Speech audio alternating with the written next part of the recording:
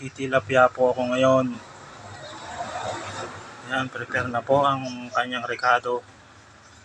Gigisa ko siya sa butter. Prepare na po yung aking gagatain para sa tilapia. At ako po yung gagayat ng talong. Itong ilalagay ko.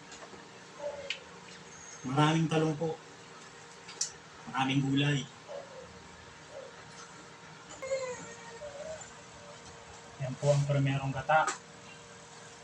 Ito pong pangalawang gata, nilagyan ko po ng isang baso. Yan, dalawang maliit na nyug lang po ito. Nilagyan ko isang baso, pangalawang gata. Ito po ang ilalagay ko sa unang pakulo na may suka. Kaya po ilagay natin ang butter. Luya po.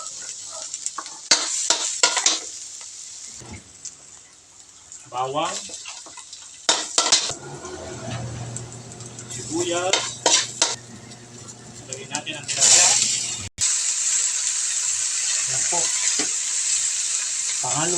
Pangalawang gata po. Pangalawang gata po ito. Paminta. Ilagay po natin ang bitchin.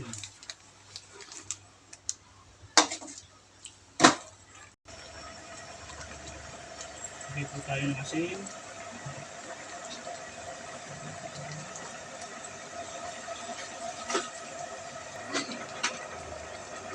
Ilagay po natin ang talong.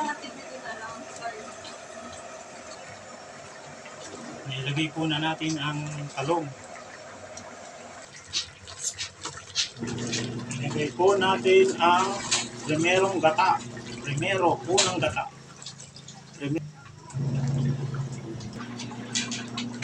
Lalagay po ng suka na binilender na sili dito.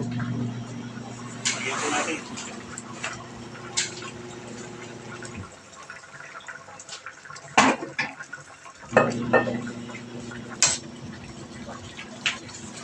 Titikman po natin itong ating ginatang tilapia na may talong.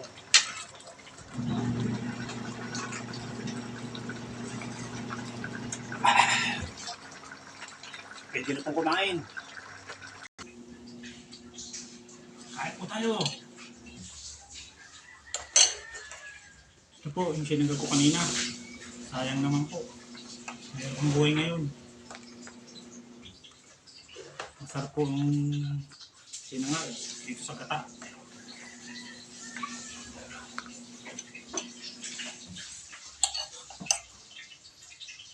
Tilapia po. Natin ang gata.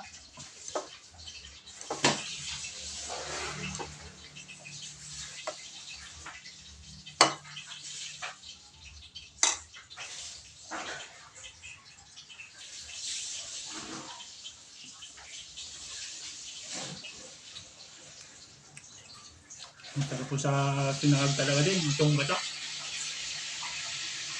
Yung nilagay ko po na suka, kahit ang texture niya dito sa gata. Anong tama po. Yung nga lang yung sukang nilagay ko. Ito. Masarap sa sinangag.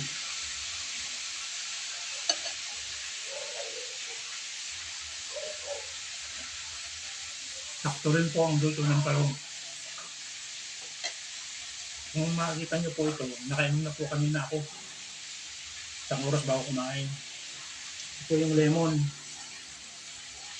na ginabad ko po ng 3 days. Kaya mga ka-ribs, mga awit, salamat po sa inyong panonood. Kain po tayo. Salamat po.